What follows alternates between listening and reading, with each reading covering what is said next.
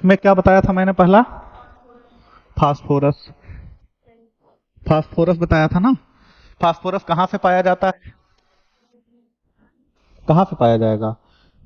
Source बताइए। Milk, meat, fish. हाँ, fish, vegetable, egg. की कमी से क्या होगा? फास्फोरस की कमी से क्या होता है? हड्डियां हमारी बनी होती है, दांत हमारे इसके बने होते हैं, ठीक है। कुछ लोगों के दांत बहुत कमजोर होते हैं, तो मतलब मजाक मजाक में टूट जाते हैं। इसमें क्या होगा? तो फास्फोरस की कमी से क्या होता है?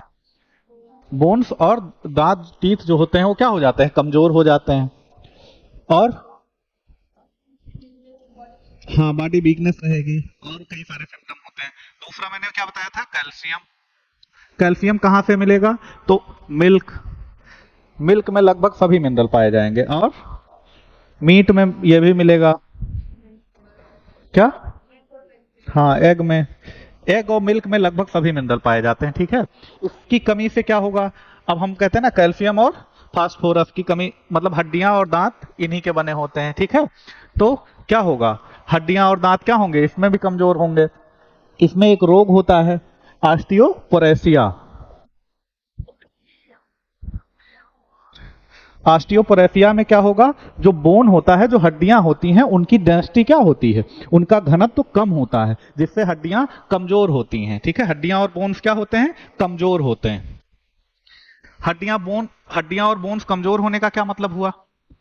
एक होता है बीएमडी टेस्ट। टेस्ट होता है, इसको कहा जाता है बोन मिनरल डेंसिटी टेस्ट। उसके द्वारा इसका टेस्ट किया जाता है, बोन मिनरल डेंसिटी टेस्ट। हड्डियां किसकी ज्यादा डेंस होती हैं? लड़कों की कि लड़कियों की? लड़कियों की नहीं, लड़कों की ज्यादा डेंस होती हैं। लड़कियां देखो उंगली उंगली मोड़ती रहती है ना, उनकी उंगली नहीं टूटती उतना। लड़कों का अगर मोड़ोगे तो टूट जाएंगी। तो डेंसिटी, जो हड्डियों की डेंसिटी होती है, वो पुरुषों की ज्यादा होती है, ठीक है। तो बीएमडी टेस्ट क्या है? पूछा जाएगा, ये पूछा गया क्वेश्चन है, बीएमडी टेस्ट के बारे में पूछा गया है। Bone mineral density test. Bone mineral density test. हाँ। और क्या होगा? हार्ट बीट क्या हो जाएगी? इरेगुलर हो जाएगी। तो ऑस्टियोपोरोसिस, ऑस्टियोपोरोसिस।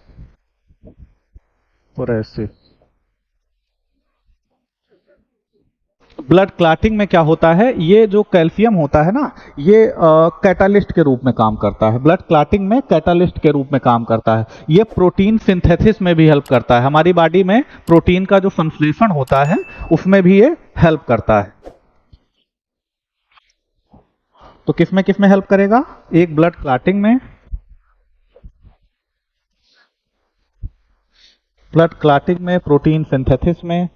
प्रोटीन सिंथेसिस में एक्चुअली कई मिनरल यूज होते हैं, लेकिन ये मुख्य होता है इसमें। और क्या था फिर? और क्या बताया था मैंने? आयरन।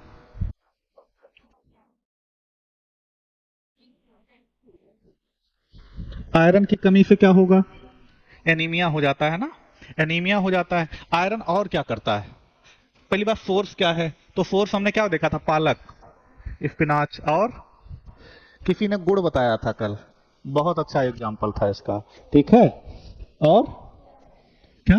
केला, राइट, ठीक है, बनाना। और मीट, अंडा, दूध, इन सब में आयरन पाया जाएगा। आयरन की कमी से क्या होगा? आरबीसी प्रभावित होगी कि नहीं? आरबीसी प्रभावित होगी तभी तो होगा। हमने क्या बताया था? हीमोग्लोबिन। आरबीसी में क्या पाया जाता है? हीमोग्लोबिन पाया जाता है। हीमोग्लोबिन पे बाइंडिंग साइट पाई जाती है ऑक्सीजन के लिए। ऑक्सीजन के लिए बाइंडिंग साइट पाई जाती है इसमें। ऑक्सीजन के लिए क्या पाया जाता है? बाइंडिंग साइट पाई जाती है। अगर ये इसमें क्या पाया जाता है? आयरन पाया जाता है, ठीक है। हीमोग्लोबिन में आयरन पाया जाता है और उसमें बाइंडिंग साइट पाई जाती है ऑक्सीजन के लिए। अगर ये आयरन प्रभावित होगा तो हीमोग्लोबिन प्रभावित होगा, आरबीसी प्रभावित होगा, पूरा ब्लड सिस्टम प्रभावित होगा, और जो ऑक्सीजन का ट्रांसपोर्टेशन है हमारी बॉडी में, वो भी प्रभावित हो जाएगा, ठीक है। तो सप्लाई ऑफ ऑक्सीजन क्या निर्धारित करेगा, ऑक्सीजन की सप्लाई नहीं होगी तो हमारी बॉडी में जो ऊर्जा बनती है, जो रिस्पिरेशन होता है उससे जो ऊर्जा बनती है वो भी नहीं बन पाएगी। ठीक है, हमारे बॉडी में ऊर्जा कैसे बनती है, जो लोग हम लोग जो खाते हैं कुछ, तो वो कहाँ जाता है, डाइजेस्ट होगा, उसके बाद कहाँ जाएगा, ब्लड वेसल्स के माध्यम से सेल्स तक पहुंचाया जाएगा। और कोशिकाओं में क्या होता है, माइटोकॉन्ड्रिया, वहां उससे क्या होती है, ऊर्जा बनती है। ठीक है, वहां क्या होगा, ऊर्जा बनेगी। ऊर्जा किस फॉर्म में बनेगी, एटीपी के रूप में। उसी से हमारी बॉडी क्या करती है, फंक्शनिंग करती है ना, उसी से हमारी बॉडी फंक्शन करती है। तो होगा क्या, तो पूरी कहीं ना कहीं पूरी बॉडी प्रभावित हो जाएगी उससे ना। क्लियर हो रहा है। और क्या बताया था मिनरल में, राइट। हाँ, हाइपोक्सिया भी वही था। ये इसमें क्या होगा, हाइपोक्सिया में कि सारी प्रक्रियाएं, जो सारी फिजियोलॉजी हमारी डिस्टर्ब हो रही है, अब ऑक्सीजन ही नहीं है तो चुपचाप बैठे हैं, ऊर्जा ही नहीं मिल रही है, ऑक्सीजन नहीं मिल रही तो ऊर्जा नहीं मिल रही, थकान महसूस होगी, कंफ्यूजन होगा और बहुत सारी दिक्कतें होंगी। ठीक है, तो उन सबको मिला के हाइपोक्सिया कहा जाता है। ठीक है, एनीमिया और हाइपोक्सिया आयरन से होगा। और क्या है, मैग्नीज, मैग्नीशियम, इसकी जरूरत क्यों होती है बॉडी में, मसल्स के लिए। और हाँ, मसल और नर्वस सिस्टम के, नर्वस सिस्टम के प्रॉपर वर्क के लिए जरूरी होता है क्या, मैग्नीशियम। सोर्स क्या है इसका, हाँ फिश, हाँ ग्रीन लीफी वेजिटेबल्स, फिश एक है। अगला एक आयोडीन होगा। आयोडीन कहाँ का सोर्स क्या है, पूछा गया क्वेश्चन है कि सवाल जो है पूछा गया है, सवाल में कौन सा मिनरल पाया जाता है, तो आयोडीन पाया जाता है। पीसीएस में क्वेश्चन पूछा गया आपके। ठीक है, तो आयोडीन जो है कहाँ पाया जाता है, शैवाल में, यानी शैवाल या सी फूड, सी फूड के संदर्भ में भी पूछा जा सकता है। सवाल पूछ लेगा, ये क्या है, एल्गी, एल्गी और सी फूड के संदर्भ में पूछा जा सकता है। नमक में पाया जाता है। ठीक है, और कहां पाया जाता है आयोडीन, साल्ट में। इसकी कमी से क्या होगा, तो ग्वाइटर हो जाएगा, घेघा रोग हो जाएगा, ग्वाइटर या घेघा रोग हो जाएगा। ठीक है, और क्या बताया था मैंने, जिंक और कोबाल्ट।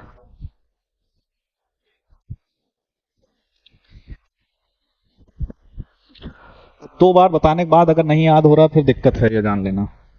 ठीक है, गलत नहीं होना चाहिए क्वेश्चन। कोबाल्ट,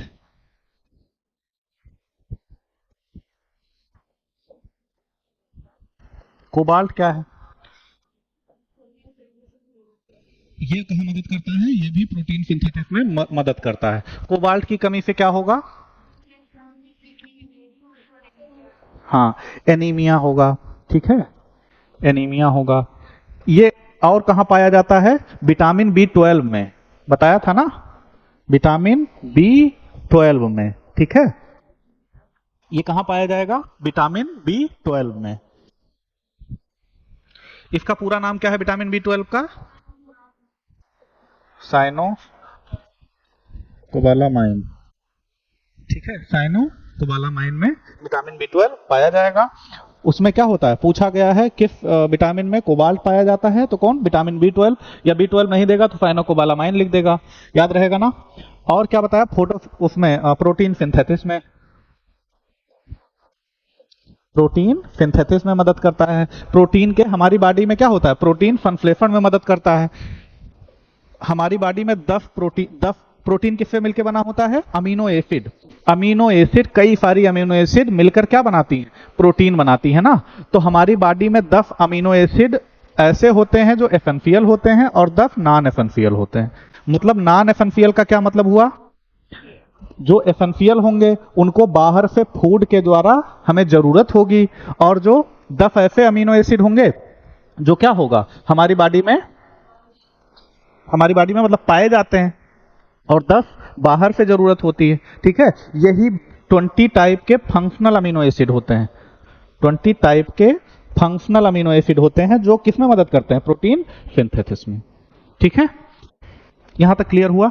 इसके बाद क्या था? कौन सा? क्लोरीन। क्लोरीन किस लिए है? क्लोरीन का यूज कहाँ है? सोर्स क्या है क्लोरीन का? तो नमक है, NaCl, ठीक है, और एग है, कुछ फ्रूट्स भी हैं इसमें, ठीक है, कुछ फ्रूट्स हैं उनमें भी ये पाया जाता है। काम क्या है इसका?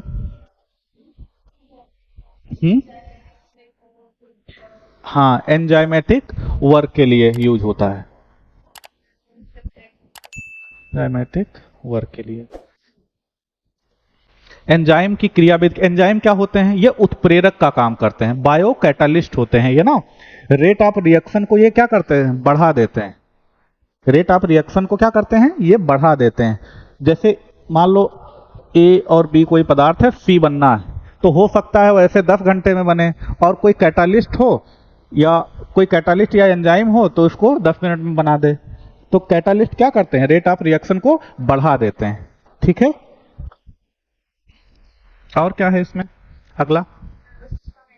हाँ, नर्वस सिस्टम में हेल्प करता है, ठीक है, नर्वस सिस्टम में हेल्प करता है। हाँ, ये सब चीजें। क्लोरीन से क्या होगा? लो बीपी हो जाएगी, ठीक है, लो बीपी, लो बीपी हो जाएगी। क्लोरीन किसका? NaCl का कंटेंट है ना, तो क्या हो जाएगा? लो बीपी हो जाएगी, डिहाइड्रेशन हो जाएगा। वो कहते हैं नींबू पानी और नमक डाल के पिलाओ, ठीक है। क्यों कहते हैं? ताकि क्लोरीन और सोडियम दोनों उनको आसानी से मिल जाएं। तो डिहाइड्रेशन हो जाएगा, लो बीपी हो जाएगी, डिहाइड्रेशन हो जाएगा, सब चीजें होती हैं। और अगला क्या है? सोडियम और पोटेशियम, Na एंड K, ये क्या करते हैं? सोडियम, हाँ, हमने क्या बताया था कि जैसे कोशिका है ये, एक ये कोशिका है, ठीक है। हमारा शरीर किससे बना होता है? कोशिकाओं से मिलकर बना होता है ना। तो ये एक कोशिका है, इसमें क्या है? ये प्लाज्मा मेम्ब्रेन है इसकी। इसकी क्या है? कोशिका झिल्ली है या प्लाज्मा मेम्ब्रेन है। यहां से कोई पदार्थ अंदर जाएगा और बाहर आएगा, इसको निर्धारित कौन करता है? यही क्या करते हैं? चेक करने का काम करते हैं, किसको अंदर आना है, कितनी मात्रा में आना है और किसको नहीं आना है, वो कौन निर्धारित करता है? सोडियम और पोटेशियम। तो सेल की प्रॉपर फंक्शनिंग में इनका बहुत रोल होता है, ठीक है। और क्या था इसमें? हाँ, वही कंटेंट वही है। जब हम लोग वो क्या पीते हैं, नहीं नहीं, जब डिहाइड्रेशन होता है तो क्या पीते हैं हम लोग? ORS पीते हैं ना, उसमें ये सब कंटेंट होगा, NaCl। तो डिहाइड्रेशन होगा, बीपी की समस्या होगी, तब भी इन्हीं का रोल होगा, ठीक है। आएगा तो आसान आएगा, बहुत कठिन नहीं आएगा, बहुत डीप भी नहीं आएगा, लेकिन अगर थोड़ा थोड़ा क्लियर होगा तो ऑप्शन देख के आप लोग कर ले जाओगे। अब इसको करना क्या है? 2-3 बार पढ़ोगे, धीरे धीरे सब याद हो जाएगा, ठीक है।